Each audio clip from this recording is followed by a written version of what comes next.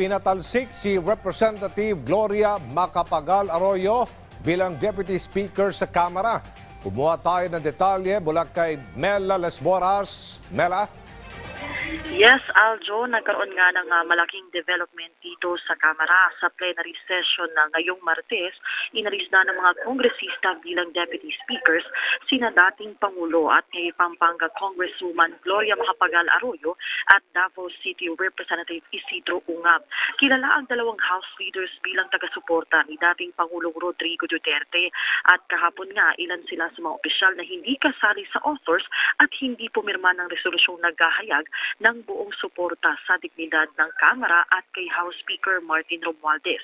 Ang mga iniluklok Aljo na kapalit ni Arroyo at Ungab, sina Isabela Representative Tony Pet Albano at Lanao del Sur Representative Yasser Balindong.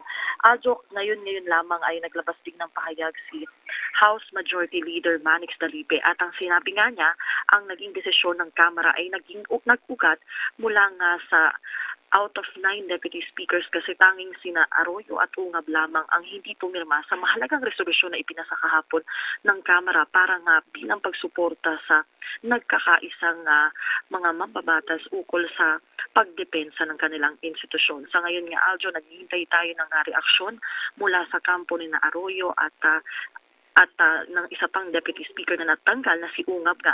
Pero paglilinaw din sa ating mga kababayan, Aljo, sila ay tinanggal nga bilang House deputy speakers pero mananatili naman sila bilang ordinaryong kongresista, Aljo.